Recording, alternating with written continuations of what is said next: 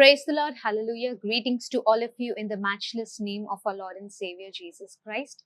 Today, I would want to bring to your attention and to your notice one of the most important things that is prevalent nowadays, and this is from an ENT surgeon standpoint view. So, I would want to start my video with a scenario that I have seen in the OPD. I had an OPD day which was busy, and then I got to see a 1.5-year-old kid who was brought by their parents, and their complaint was that he was not responding to them in the way he used to do initially, and now they started to suspect there was some kind of a hearing problem with the child. So they brought the child to the OPD and they started to tell that the child might have some kind of problem with hearing and he is not responding. So I was trying to examine the behavior of the child. So as a doctor, the moment a child or a patient comes into your chamber, you try to observe their behavior. Are they apprehensive? Are they anxious? Or are they being cool, relaxed? Or what is their behavior when they come to a doctor's OPD? So as I was trying to observe the child's behavior, I saw that the child was asking a lot for the mobile phone. And when he was rejected by his parents to not give the phone, he started to throw tantrums and was extremely anxious, extremely excited, and he was crying a lot. Then I understood that this child has a strong addiction for mobile phone. So I started asking the child, I started examining the child, and then I tried to make a loud noise without his attention to see how he responds. So after I made a loud noise, the child responded, he startled, and he was able to recognize where the sound came from. So then I understood that this was not a problem with hearing. So I asked the history from the patients, I collected the history from the parents, and they told that this child has been given mobile phone from a very, very early age. That was from 6 months onwards. When the child started to gain mobility, the parents, in order to keep him occupied, they gave him mobile phone. And this child is now only to the cartoons that are played in the mobile phone and is not responding to the parents. తెలుగులో చెప్పాలంటే తల్లిదండ్రులకి పలకట్లేదు కానీ cartoons చూసినప్పుడు మాత్రమే ఆ cartoons లో వచ్చే పదాలు ఏవైతే ఉంటున్నాయో వాటిని మాత్రమే చెప్పడానికి ఇష్టపడుతున్నారు. సో ఈ సినారియో అంతా చూసినప్పుడు we understand that this is a very, very typical case of virtual autism. What is virtual autism? We have to understand something about speech. చాలా మంది ఓపీడీకి వస్తారు, చాలా మంది చెప్పే కంప్లైంట్ ఏంటంటే మా పిల్లలు మాట్లాడట్లేదు, మా పిల్లలు ఏమీ పలకట్లేదు. యాక్చువల్లీ వాళ్ళ హియరింగ్ బాగుంటుంది, వాళ్ళ వినికిడి బాగుంటుంది, కానీ వాళ్ళు మాట్లాడట్లేదు. ఎందుకు మాట్లాడట్లేదు అనే దాని గురించి కొంచెం నేను ఫిజియాలజీ మీకు చెప్పడానికి ఇష్టపడతాను. There are 3 components in speech production. So what are the 3 components? One is phonation. Phonation అంటే మన స్వరపేటికలో నుండి బయటికి వచ్చే శబ్దం, that is called phonation. And then there are lungs which actually provide air to produce the sound. And the third most important component is articulation. Articulation ante ardham enti ante oka padam ela palakali, oka sound ela cheyali, మన నోటి ద్వారా, మన tongue ద్వారా, మన tongue యొక్క position మారుస్తూ మనం ఎలాగో ఒక పదాన్ని పలకాలి అనేది ఆర్టిక్యులేషన్. సో చాలా మంది ఏమనుకుంటారంటే మొబైల్ ఫోన్స్ ఇవ్వడం వల్ల they think that the children, they are receiving this component of speech. They are hearing the sounds and they are able to speak some words, but one thing that they are missing out is articulation. Articulation anedi ledu. Second thing, there should not always be a one-way communication. పిల్లలతో ఎప్పుడు కూడా ఒక విధమైన communication ఉండకూడదు. It should be a 2-way communication.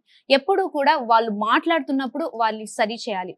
Supposing మా పాప ఉంది, she says black ని బ్లాక్ బ్లాక్ అంటది, but I teach her it's not black, it is black.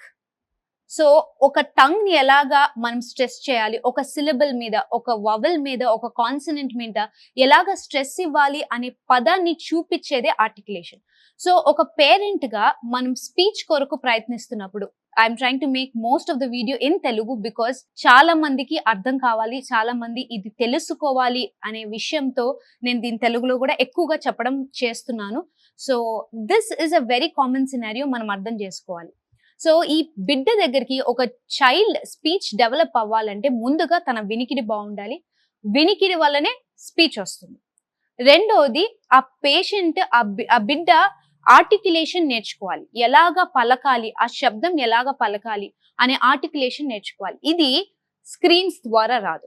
Over exposure to screens వల్ల ఏమైతుంది అంటే పిల్లలు చూసే కార్టూన్స్ చాలా వైబ్రెంట్ గా ఉంటాయి, చాలా కలర్ఫుల్ గా ఉంటాయి.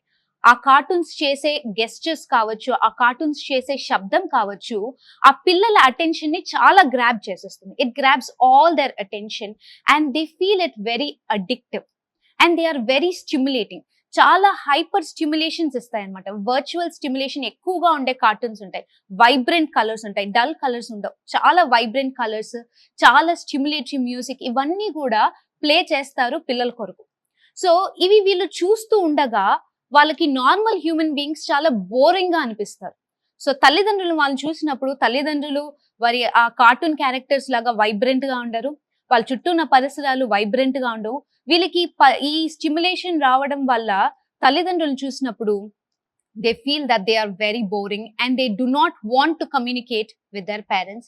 And దీని వల్ల ఏమైతుంది అంటే స్పీచ్ రిగ్రెషన్ అనే ఒక కండిషన్ లోకి ల్యాండ్ అవుతారు. దాని అర్థం ఏంటి అంటే స్పీచ్ రిగ్రెషన్ అంటే అర్థం ఏంటంటే ముందుగా మాటలు చాలా బాగా మాట్లాడగలిగేవారు దినాలు గడిచే కొద్దీ, అంటే ఈ బిడ్డ బాగా మాట్లాడుతున్నాడు కనుక ఏం చేస్తారంటే తల్లిదండ్రులు ఫోన్ ఇవ్వడం ప్రారంభిస్తారు. ఫోన్ ఇవ్వడం ప్రారంభించిన తర్వాత ఆ బిడ్డ తన చుట్టూ ఒక ప్రపంచాన్ని ఏర్పరచుకుంటాడు. ఆ వర్చువల్ ప్రపంచంలోనే జీవిస్తూ ఉంటాడు. ఈ లోకంతో సంబంధం లేనట్లుగా, తల్లిదండ్రులతో సంబంధం లేనట్లుగా తన ప్రపంచం అంతా కూడా ఆ ఫోన్ లోనే సృష్టించుకొని దాని నుండి బయటికి రావడానికి అనేకమైన ఇబ్బందులు పడుతూ ఉంటారు. సో ఈ వీడియో ద్వారా నేను చెప్పే ఒక సజెషన్ ఏంటి అంటే ఎవరైతే 2 ఏళ్ల వయసు లోపల పిల్లలు ఉంటున్నారు, those who are less than the age of 2 years, please make sure, parents make sure that they do not get any screen time. In this present age, while we are all roaming around with mobile phones, it is extremely difficult and it is really hard work in order to avoid screen time. But I would suggest and I would implore on those parents, please do reduce the screen time as much as possible, and if it is possible, let it be nil for kids who are less than 2 years of age. 2 years of age ఉండే వాళ్ళకి అసలు screen time అనేది లేకుండా మనం చూసుకుంటే పిల్లల యొక్క growth, వారి బ్రెయిన్ డెవలప్మెంట్ కి, వారి యొక్క డెవలప్మెంట్ కి మనం తోడ్పడిన వాళ్ళం అవుతాం. 5 ఏళ్ల వయసు లోపల పిల్లలకి from 2 to 5 years of age, if it is allowed for only 1 hour of screen time. Only 1 hour off screen time మనం అలౌ చేయొచ్చు, అది కూడా అత్యవసర పరిస్థితుల్లోనే. సో వీలైనంత వరకు 5 ఏళ్ల లోపల పిల్లలకి స్క్రీన్ టైం ఎంత తక్కువగా వీలైతే అంత తక్కువగా ఇవ్వడానికి ప్రయత్నం చేయండి. ఎందుకు అంటే లేదు అంటే వారి వెళ్ళడం కొద్దీ, వాళ్ళు పెరుగుతున్న కొద్దీ వాళ్ళకి వర్చువల్ ఆటిజం అనే ఈ కండిషన్ లోకి వాళ్ళు ల్యాండ్ అయిపోతే వాళ్ళ న్యూరో డెవలప్మెంట్, వాళ్ళ సైకలాజికల్ డెవలప్మెంట్, వాళ్ళ ఎమోషనల్ డెవలప్మెంట్ అన్నిటి మీద కూడా ప్రభావం పడి చివరిగా వారు చాలా దయనీయమైన పరిస్థితిలోకి ల్యాండ్ అవుతారు. సో ఈ యొక్క పరిస్థితి మన బిడ్డలకి రాకూడదు అంటే వీలైనంత వరకు స్క్రీన్ టైం ని తగ్గించండి. అండ్ ప్రత్యేకంగా మరి ఎవరైతే ఇంట్లో ఉంటున్నారో మీరందరూ కూడా కొంచెం కంబైన్డ్ ఎఫర్ట్స్ చేయాల్సి వస్తుంది. సో ఫాదర్ అండ్ మదర్, మీరు ఎక్కువ టైం స్క్రీన్ తో మీరు గడుపుతూ ఉంటే మీ పిల్లలకు కూడా అదే అలవాటు అవుతుంది. సో ఇది ఎందుకు నేను చెప్తున్నాను, ఇది అందరికీ తెలిసిన విషయమే, కానీ ఎందుకు నేను చెప్తున్నానంటే ఆ ఓపీడీకి వచ్చిన పేరెంట్స్ నాకు చెప్పిన విషయం ఏంటంటే, మేడం అందరూ కూడా మొబైల్ ఫోన్స్ చూస్తూ ఉంటారు కదా, కాబట్టి మాకు తెలీదు మొబైల్ ఫోన్స్ ఇవ్వకూడదు అనే విషయం మాకు తెలీదు అని చెప్పారు. సో అప్పుడు నా హృదయంలో ఒక తలంపు వచ్చింది, that I should spread this news and I should make this news and make an effort so that everybody will know this message, that it is not important and it is not needed for a child to have screen time below the age of 2 years, because their ability to speak will be greatly hampered. So please do remember this and please do take care of your children. God bless you all. Amen.